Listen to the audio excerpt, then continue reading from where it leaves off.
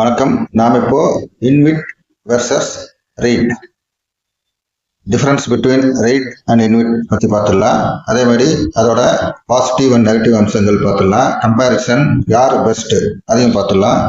அதே மாதிரி இன்விட்ல default risk அதிகமா, இல்லை ரீட்ல டிஃபால்ட் ரிஸ்க் அதிகமா, அதே மாதிரி சார்ட் அனாலிசிஸும் பார்த்துடலாம். ஒரு 3 ரேட்டோட சார்ட் அனாலிசிஸும் பார்த்துடலாம்.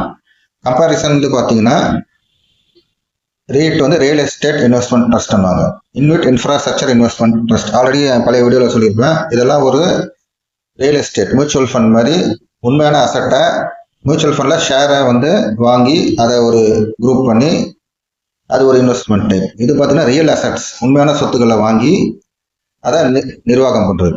ரேட்ன்றது ரியல் எஸ்டேட் இன்வெஸ்ட்மெண்ட் ட்ரஸ்ட்.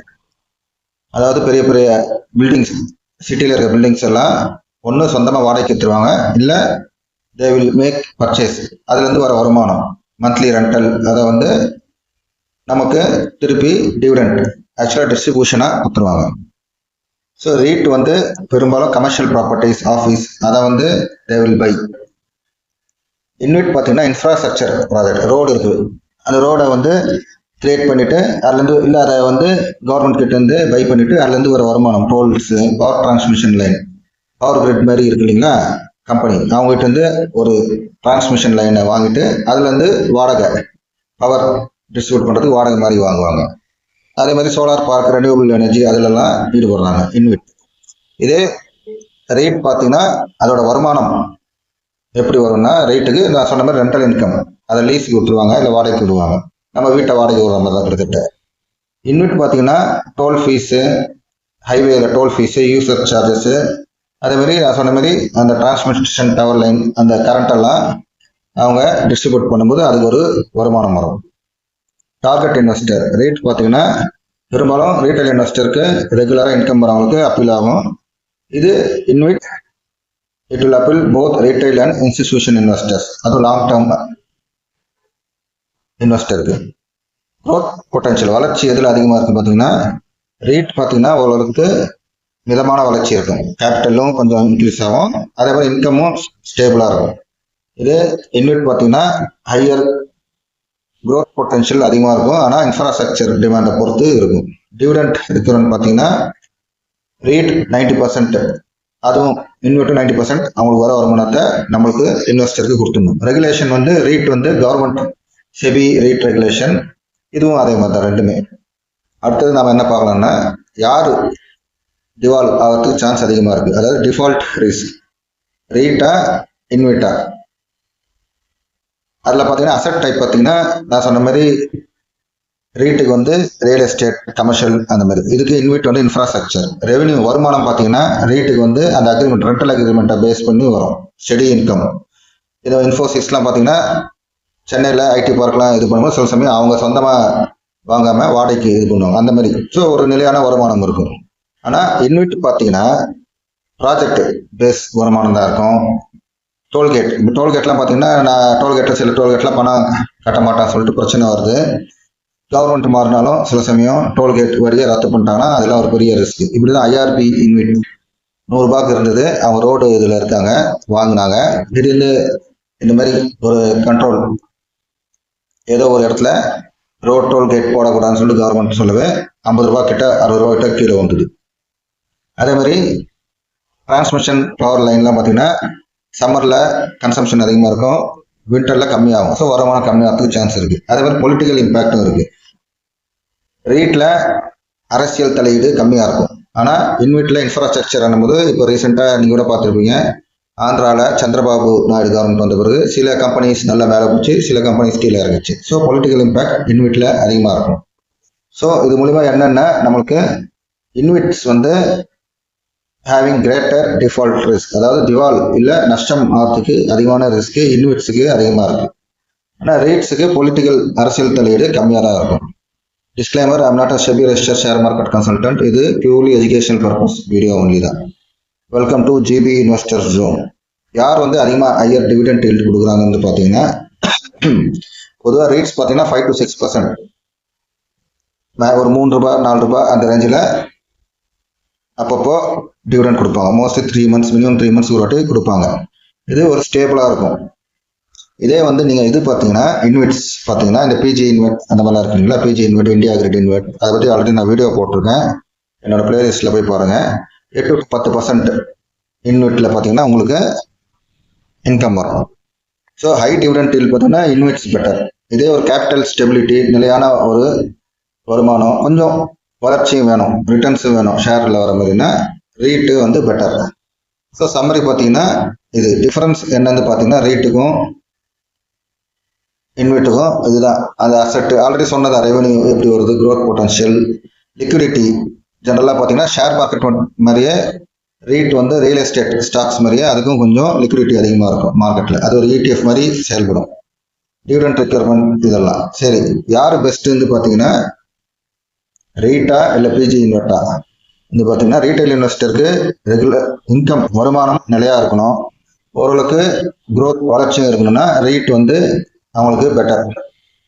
ஏன்னா எக்கனாமிக் இம்பேக்ட், பொலிட்டிக்கல் இம்பேக்ட்லாம் கம்மி அதில்.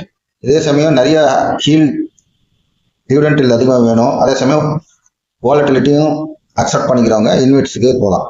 ஸோ அந்தந்த இன்வெஸ்டர் டைப்புக்கு ஏற்ற மாதிரி மாறும். மேலே இருக்கிற அனாலிசிஸ் ஃபுல்லாக is done by AI, Chenu, அதாவது செயற்கை நுண்ணறிவு மூலிமா கொடுக்கப்பட்ட தகவல்கள். என்னோட இன்டர்ஃபியரன்ஸ் இது எதுவுமே இல்லை, சஜஷன், எமோஷன் எதுவுமே இல்லை. ஆனால் இப்போ என்ன கேட்டிங்கன்னா who is best rate or invert என்ன கேட்டிங்கன்னா ஃபார் மீ இன்வெஸ்டர் யாருக்கெல்லாம், அதாவது ஷேர் மார்க்கெட்டில் டைரெக்டாக இறங்கிறதுக்கு பயமாக இருக்கோ, இல்லை ரியல் எஸ்டேட் ஷேர்ஸ்லாம் பார்த்தீங்கன்னா DLFலாம் பார்த்தீங்கன்னா திடீர்னு பயங்கர ஹைபிட்டா ஸ்டாக்ஸ், அதெல்லாம் ரியல் எஸ்டேட் அதில் பயமாக இருக்கோ அவங்க வேணால் இந்த மாதிரி ரேட்டில் இன்வெஸ்ட் பண்ணலாம். சப்போஸ் கீழே இறங்கினாலும் ரெகுலராக டிவிடெண்ட் கிடைக்கும், அதே சமயம் கேபிட்டலும் அப்ரிஷியேட் ஆகும். அது பார்த்தீங்கன்னா இன்றைக்கி ஒரு ரேட் பார்த்தீங்கன்னா 7-8% ஒரே நாள் இன்றைக்கி ஏறி இருக்குது. அது இப்போது நான் உங்களுக்கு காமிக்கிறேன். அடுத்தது ஸ்விங் ட்ரேடிங், அந்த 3 ரேட் பற்றி, மைண்ட் ஸ்பேஸ் ரேட்டு அதெல்லாம் பற்றி காமிக்கிறேன்.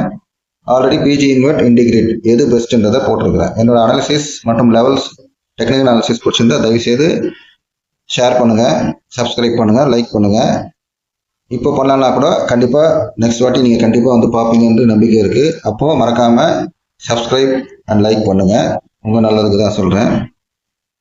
இப்போ பார்த்தீங்கன்னா இது ப்ரூக்ஃபீல்டுன்னு சொல்லிட்டு இது ஒரு ரேட். இன்னைக்கு பார்த்தீங்கன்னா உங்களுக்கு ஆல்மோஸ்ட் பாருங்கள் 275, 276 294 ஒரே நாளில் 7-8% மேலே போயிருக்கு. ஆல்மோஸ்ட் 20 ரூபாய் கிட்ட மேலே போயிருக்கு. ஸோ இப்போ பார்த்தீங்கன்னா இது ஒரு ஸ்விங் ட்ரேடிங் தான் இருக்குது. இதுவும் ஷேர் மாதிரியே இருக்குது, ஆல்மோஸ்ட் ரியல் எஸ்டேட் ஷேர் மாதிரியே எவ்வளோ ஏறி இருக்கு பாருங்க. ஸோ பார்த்தீங்கன்னா இங்கே சப்போஸ் நீங்கள் என்ட்ரி எடுத்துருந்தீங்கன்னா இந்த ப்ரூக்ஃபீல்டில் 253 எடுத்துருந்தீங்கன்னா இப்போ பார்த்தீங்கன்னா ஆல்மோஸ்ட் மேலே பார்த்தீங்கன்னா இங்கே 288 வரைக்கும் போயிருக்கு. இப்போது பிரேக் அவுட் ஆகிட்டு மறுபடியும் பிரேக் டவுன் ஆகி கீழே பாட்டம் ஆஃப் தி சேனல் வந்திருக்கு. அங்கேருந்து பார்த்தீங்கன்னா இன்றைக்கி ஒரே நாளில் upper end of the channel தொட்டுருக்கு. ஸோ இதுவும் வாலட்டிலிட்டி இருக்குது, ஆனால் டெய்லியும் அந்தளவுக்கு இருக்காது. ஸோ நான் சொன்ன ரியல் எஸ்டேட் ஷேர்ஸ் அவாய்ட் பண்ணணுன்றவங்க ஓரளவுக்கு இதில் எடுத்தீங்கன்னா எக்ஸ்போஷர் உங்களுக்கு டிவிடெண்ட்டும் அப்பப்போ கிடைக்கும். இல்லை ஸ்டாப் லாஸ் எது என்னன்னா பாட்டம் ஆஃப் தி சேனல் கிட்ட வரும்போது you have to bounce back தரும்போது என்ட்ரி எடுக்கணும். ஸ்டாப் லாஸ் 3 வகையான ஸ்டாப் லாஸு.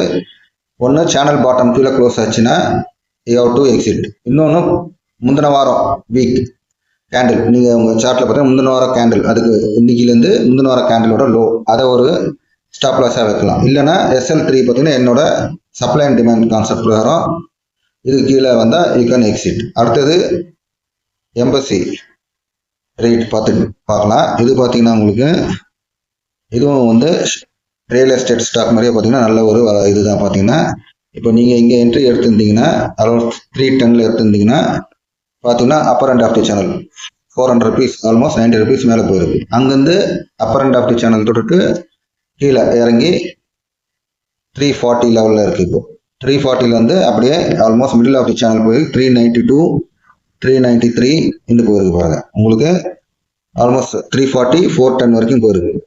ஸோ 60 rupees உங்களுக்கு சிம்பிள். இதுவும் அதே தான்.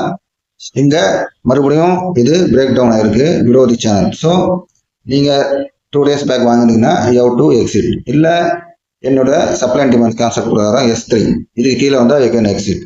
இல்லைன்னா நீங்கள் என்ன பண்ணணும், வீக்லி கேண்டில் உங்கள் சார்ட்டில் போட்டு அந்த லாஸ்ட் வீக் கேண்டில் இல்லைன்னா அந்த ப்ரைஸ்லேருந்து எங்கே கரெக்டாக previous candle week candle lower அந்த லோவில் ஸ்டாப் லாஸ் வைக்கலாம். இங்கே பார்த்தீங்கன்னா உங்களுக்கு நல்லா பார்த்தீங்கன்னா சேனலுக்குள்ளேயே போகுது வருது. அடுத்தது மைண்ட் ஸ்பேஸும் பார்த்தீங்கன்னா 24th செப்டம்பர் பார்த்தீங்கன்னா உங்களுக்கு 340 லெவலில் இருந்திருக்கு. அப்புறம் பார்த்தீங்கன்னா 385 ஆல்மோஸ்ட் 45 rupees. மறுபடியும் அங்கேருந்து கீழே இறங்கி bottom end of the channel 365 லெவலில் வந்துட்டு ஆல்மோஸ்ட் பார்த்தீங்கன்னா 385 வரைக்கும் போயிருக்கு. ஸோ இது ஈஸி ட்ரேடு உங்களுக்கு. மோரோவர் இன்கேஸ் அது சடனாக இருக்கனாலும் டிவிடெண்ட் உங்களுக்கு ரெகுலராக கிடைக்கும். இதுவும் ஸ்டாப் லாஸ் ஆகுது. Almost bottom end of the channel கிட்ட வருது. ஸோ யூ கேன் கன்சிடர் அங்கே ஒரு நீங்கள் அலர்ட் போட்டு வச்சிடலாம்.